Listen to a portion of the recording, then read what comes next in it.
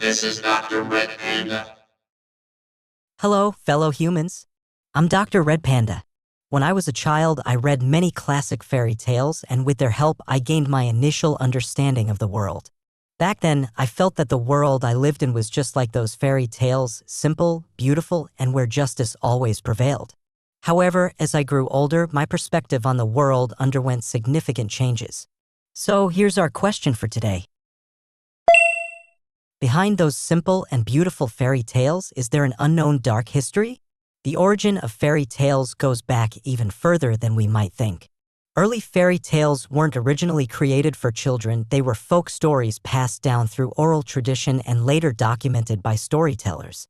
As a result, these folk tales incorporated the historical and cultural aspects of their time, offering a more authentic portrayal of human nature.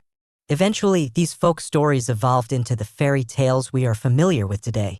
In the process, any explicit and gruesome scenes were edited and altered. The originally dark folk stories gradually transformed into more benevolent tales, eventually becoming the fairy tales we know today. However, due to the removal of unsuitable content for children, today's fairy tales are filled with numerous inconsistencies and flaws. Behind the original versions of these fairy tales, what kind of history is hidden? In the Middle Ages, Europe was a patchwork of small kingdoms. In 1648, the Holy Roman Empire alone had 314 states, and there were another 1,475 nightly fiefs.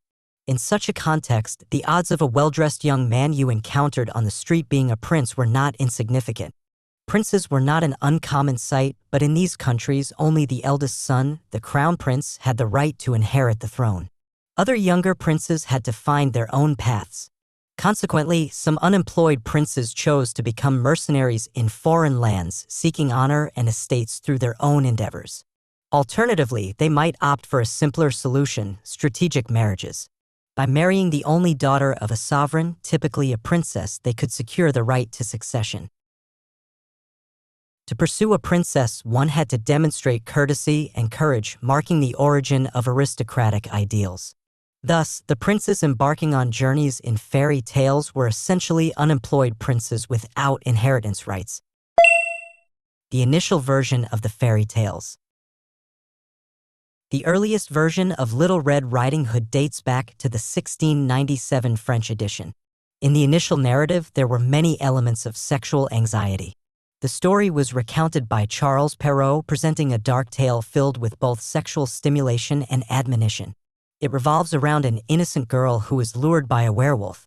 In the story's conclusion, Perrault explicitly conveys his viewpoint. People often see some children, especially some with pretty faces and attractive figures, who are always careless and believe what others say.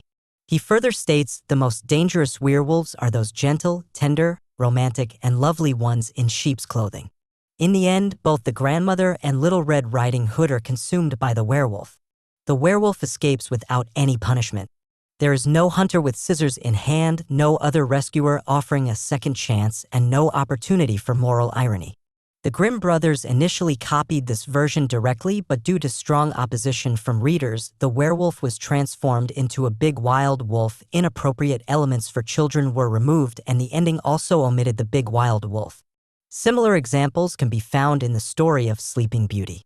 In the early versions, Sleeping Beauty was not awakened by a kiss. The earliest written version of this story, discovered today, dates back to the Italian version in 1636. According to this version, Sleeping Beauty was raped by a man. When he left, he didn't even leave a note saying, "Dear Sleeping Beauty," and simply rode away on his horse. She woke up 9 months later to find herself a mother of twins. The queen, upon learning of this, sent people to impersonate the king, bringing Sleeping Beauty and the twins back to the palace. The two children were turned into food and deceived the king into eating them. However, a compassionate cook hid the two children, exposing the queen's crime. In the end, the queen was executed and Sleeping Beauty was spared. In the original version of Hansel and Gretel, it was not the stepmother who abandoned the children, but their biological mother. During times of famine in medieval Europe, the scarcity of food often led to the abandonment of young children, making it a tragically common occurrence.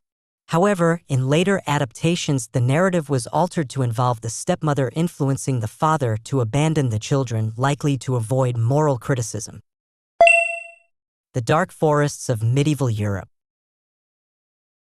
In both Little Red Riding Hood and Hansel and Gretel, a common theme emerges: the forest is a perilous place, inhabited by wolves or witches. This perception of the medieval dark forest as a frightening realm can be attributed to the worldview of people in the Middle Ages. During this period, society was viewed as a microcosm and a macrocosm. The microcosm consisted of villages and cities surrounded by protective walls, forming a distinct boundary from the larger macrocosm beyond. Beyond these confines lay the unknown territories, including the ominous forests.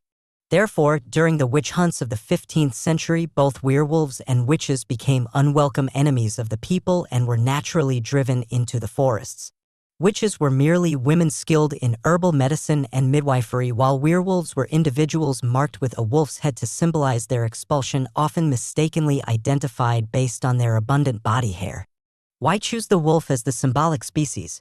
In Europe, wolves were often perceived as a threat to humans, just as in Asian regions where tigers are anthropomorphized, reflecting the feline-faced old woman that haunts many people's psychological fears. So, the werewolves in fairy tales might simply be lonely individuals with excessive body hair, and the witches could be women with medicinal knowledge expelled to the woods. Why are queens always portrayed as antagonists? In fairy tales, besides witches and stepmothers, another antagonist is often the queen. Why is it that in fairy tales from various cultures, princesses are always portrayed as kind and beautiful while queens are cast as antagonists, even though queens were once princesses themselves? This can be attributed to the societal values prevalent before the Industrial Revolution, particularly in agrarian societies where the emphasis was on labor. Women were often judged based on their reproductive capabilities. Consequently, during that time, women who couldn't bear children were considered devoid of value and were displaced by young girls who were seen as more fertile and full of life. Indeed, in some fairy tales, even young girls can be falsely accused or portrayed as witches. However, their narratives often take a more positive turn compared to the tragic endings commonly associated with older queens. Young heroines typically manage to overcome adversity, turning the story into one of triumph and miracles. Additionally, in European history, royal marriages were often political alliances, and heirs to the throne were expected to marry for strategic reasons rather than love. This dynamic often involves princesses in power struggles, and as they age, they may transform into cunning queens entangled in political machinations. Why is the queen in Snow White so fond of looking in the mirror? In history, grooming and dressing up were symbols of wealth and the upper class, and a queen's beautiful appearance was also a tool to solidify power. For example, Queen Elizabeth I of England often appeared in elaborate attire, showcasing the opulence associated with her reign. In the Middle Ages, divorce was virtually impossible for royals. For example, Henry VIII of England had to break with the Catholic Church in order to divorce his wife, Catherine of Aragon. In that era, it was considered a sin for a woman to grow old. Fairy tales reflected this reality.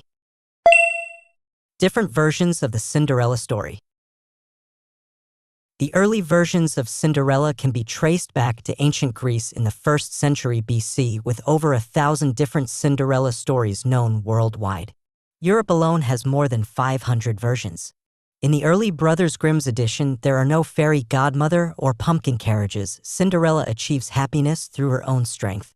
Moreover, graphic scenes endure. The stepmother, to fit the sister's foot into the slipper, cuts off her heel. And on Cinderella's wedding day, the sister's eyes are pecked out by birds. The early versions of Cinderella carried an educational meaning, teaching children that despite the death of a mother or unfair treatment, one should overcome difficulties, grow strong, and will eventually receive their deserving reward. The Cinderella of that era was portrayed as a healthy and diligent woman, not as a weak and powerless princess. The version of Cinderella that we are familiar with today was adapted by a French writer. In this version of the Cinderella story, the author added several elements that were not present in the original version, such as a pumpkin carriage, a fairy godmother, and glass slippers. Cinderella herself also underwent a transformation from a strong-willed German woman to a delicate, ethereal princess. She was a crybaby who did nothing for herself. Everything was done for her by the fairy. This version is not educational, but rather teaches the wrong lesson of getting something for nothing. The Pied Piper of Hamelin is a classic German fairy tale that has been told and retold for centuries. The story is set in the year 1284 when the town of Hamelin was overrun with rats. One day, a mysterious piper appeared in town and offered to rid the town of its rat problem for a fee. The townspeople agreed, and the piper played his flute to lead the rats out of town and into the river where they drowned. However, when the townspeople refused to pay the piper the promised fee, he became enraged and left town. A few days later, the piper returned and played his flute again. This time, all of the town's children followed him out of town, never to be seen again. The Pied Piper of Hamelin is a story that combines two historical contexts, the Black Death and the legend of the Pied Piper's mass migration of children. The Black Death, which ravaged Europe in the 14th century, left a terrifying shadow in people's minds. The legend of the Pied Piper's mass migration of children may be a reflection of the medieval Germanic expansion into the East. The Teutonic Order conquered Prussia within this context, and later, the man with the small mustache also used the need for Lebensraum as a pretext to launch the Second World War.